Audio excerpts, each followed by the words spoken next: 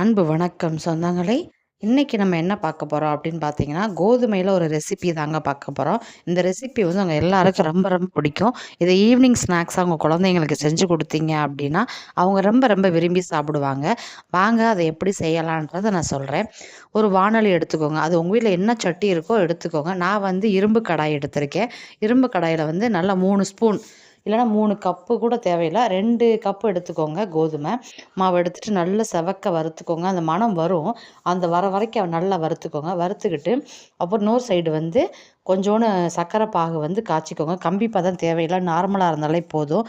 அதுக்கப்புறம் இது நல்லா வறுத்ததுக்கப்புறம் கொஞ்சோண்டு ஏலக்காய் பொடி, நல்லா நெய் கொஞ்சோண்டு ஊத்தி நல்லா வந்து செவக்க வறுத்துட்டு, அதோட கொஞ்சம் நம்ம காய்ச்சி வச்சிருக்க கொஞ்சம் பாலையும் ஊத்திக்கலாம். ஊத்திட்டு நல்லா கிண்டிட்டு, நம்ம சர்க்கரை பாகு வச்சிருக்கோம்ல, அந்த சர்க்கரை பாகையும் ஊத்தி நல்லா கிளறி கெட்டிப்படாம கிளறிட்டு, இன்னும் கொஞ்சோண்டு நெய் வந்து ஊத்திக்கோங்க.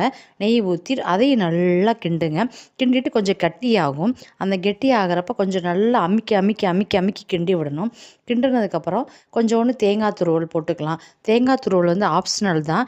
ஆனா வேணும்னா போட்டுக்கோங்க. வேணான்னா நீங்க ஸ்கிப் பண்ணிரலாம். ஆனா எனக்கு வந்து தேங்காய் துருவல் புடிச்சதுனால நான் வந்து போட்டு செஞ்சேன். உங்களுக்கு வேணான்னா நீங்க வந்து தேவையில்ல எடுத்துறலாம். ஆனா வந்து தேங்காய் துருவல் போட்டு செஞ்சாலும் நல்லாயிருக்கும்.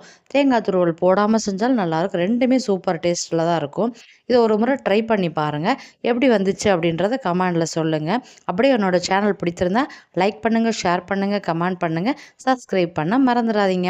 இந்த ரெசிபி வந்து ரொம்ப சுவையாவும், நல்ல டேஸ்ட்டாவும் இருக்குங்க. அப்படியே வாயில போட்டு அப்படியே அல்வா மாரி கரைஞ்சு போற அளவுக்கு அவ்வளவு டேஸ்ட்டா இருக்குங்க. எனக்கே ரொம்ப பிடிச்சிருந்துச்சு.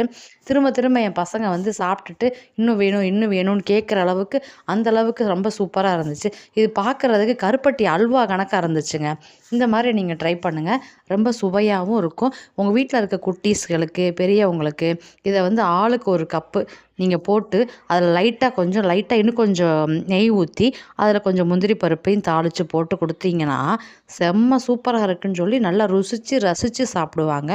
அதுக்கப்புறம் உங்ககிட்ட தினமும் வேணும் வேணும்னு கேட்டு, உங்கள டார்ச்சர் பண்ற அளவுக்கு இந்த சுவை வந்து அவங்கள வந்து அவ்வளோ அடிக்ட் ஆக்கிரும். அந்த அளவுக்கு சுவையா இருந்துச்சு. ரெசிபிய மறக்காம ட்ரை பண்ணுங்க.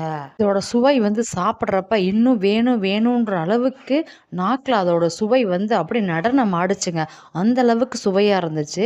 கண்டிப்பா மறக்காம ட்ரை பண்ண மறந்துறாதீங்க. இதுல ஹைலைட்டே பார்த்தீங்கன்னா, தேங்காய் துருவல் தாங்க. இந்த தேங்காய் துருவல் போட்டதுக்கு அப்புறம் தான் அப்படியே நாக்குல போட்டு வழுக்கிக்கிட்டு போற அளவுக்கு அவ்வளோ சுவையா இருந்துச்சுங்க.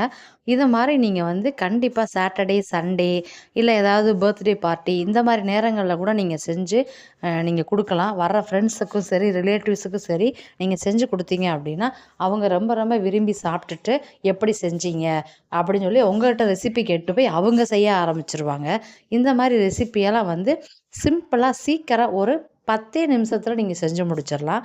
அது அவ்வளோ அருமையான ஒரு சுவையில செஞ்சிரலாம். வெறும் கோதுமை மாவு, சர்க்கரை பாகு, தேங்காய் துருவல், கொஞ்சோண்டு ஏலக்காய் பொடி அவ்வளவுதாங்க. ரொம்ப பெரிய விஷயம்லாம் ஒண்ணும் கிடையாது.